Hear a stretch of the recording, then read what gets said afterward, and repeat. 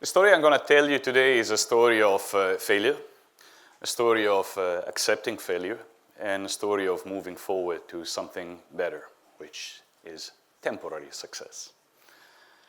This is me. Can you guess what I'm doing here? I'm prototyping a mobile application in a very old-fashioned way. Designing each screen of it and connecting them as if I'm solving an FBI case. But I have the chance to see everything on my desk.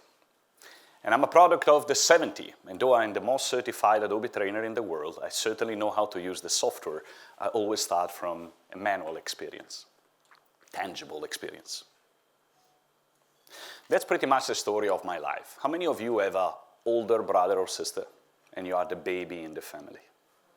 I was the baby in the family. And it happened that my brother was a phenomenal academic achiever, while I was a disaster.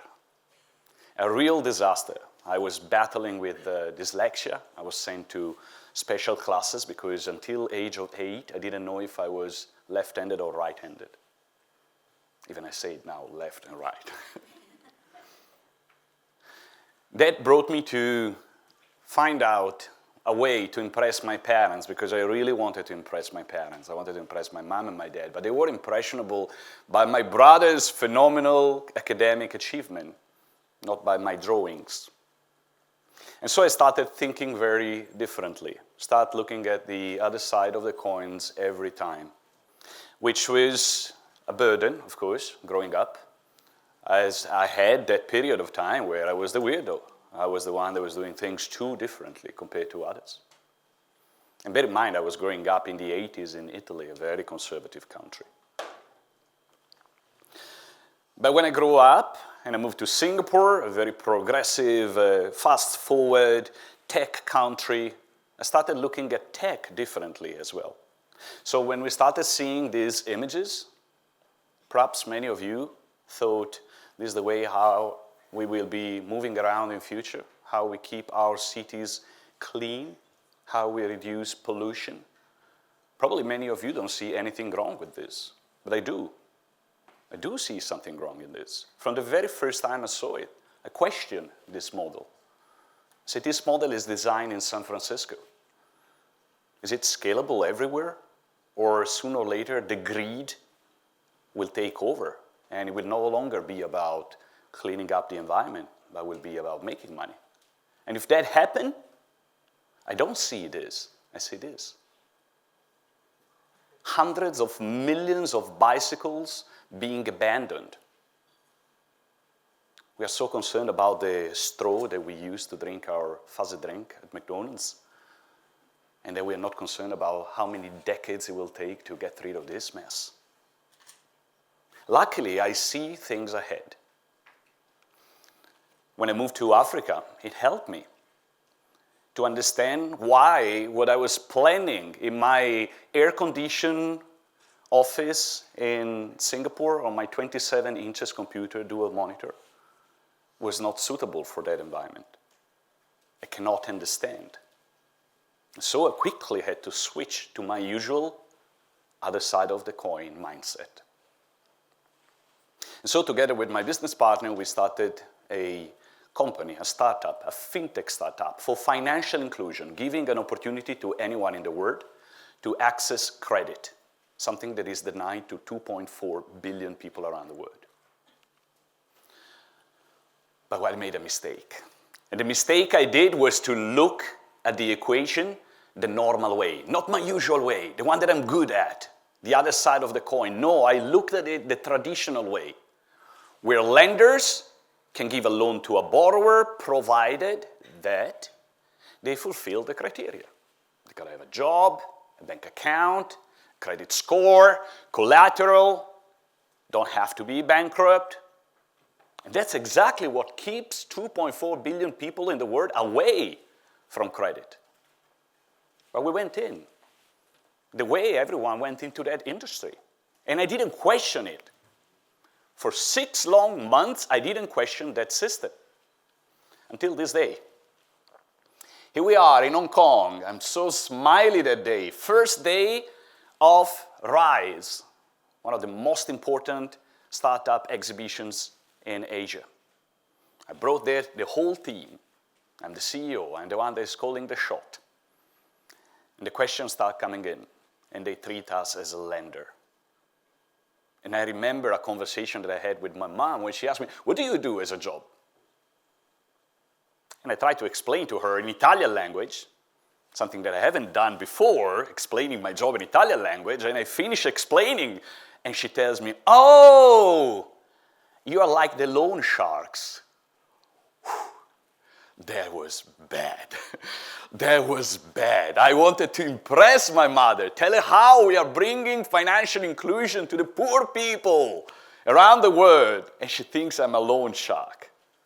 And that day at the exhibition, after investing so much money to bring everyone there, have that large booth behind us, I realized I was wrong. Terrible. The exhibition was 3 days. Day 1, I was in Hong Kong. Day 2, I had to rush back to Singapore for an appointment and then rush back to Hong Kong again, which I did. And on the airplane, I had a moment to think, reset. That's what happened. I realized that what we were trying to do was to provide access to credit, but we were not making sure that people pay back. And the whole reason why those 5 criteria are so stringent is because lenders are just afraid of one thing. What if they don't pay back? And I kept thinking, look at the other side of the coin. Think differently. Got to Singapore, did my appointment. On the fly back to Hong Kong, I thought I really have very, very few hours to settle this. And I have to go back, face my investor, founder, chief treasury officer, chief finance officer, chief legal officer, and I have to tell them a plan that is going to reset, cancel the past 6 months, launch a new project in the middle of the most important trade show in Asia. Good luck, Stefano. But I did it. I started thinking, how do I bring money in the ecosystem to people that have no money at all? And I thought, maybe advertisers. And I redesigned the pyramid, the system. It's no longer top-down from lender to borrowers, looking down at them, whether they fulfill the criteria. But if advertisers are able to provide money to borrowers, and we act as a custodian of this money, as a treasurer, then when the borrower goes to the lender will ask the 5 questions. Do you have a job? And the borrower says, no.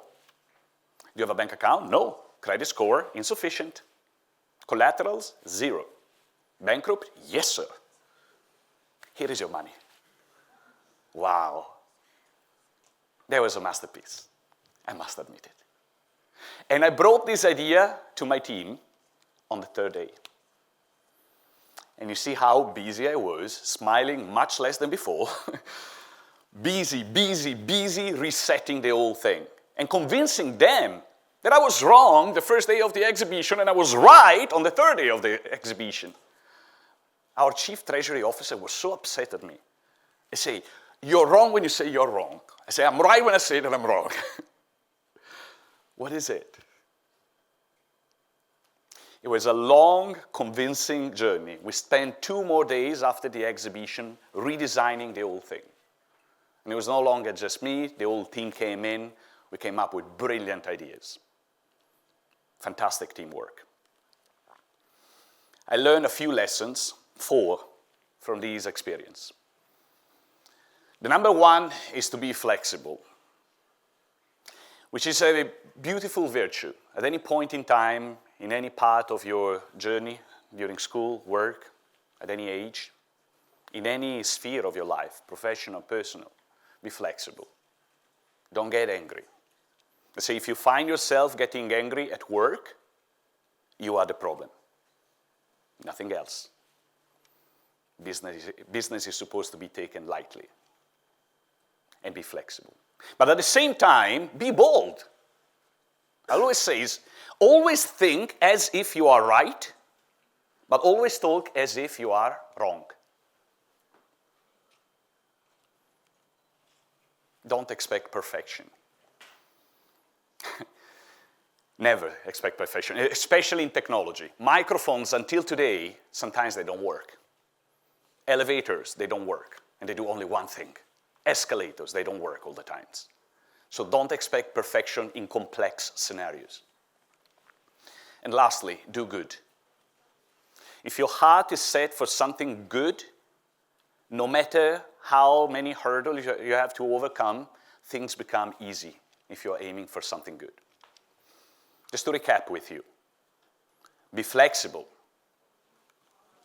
be bold. Don't expect perfection, but most importantly, do good. Thank you for your attention.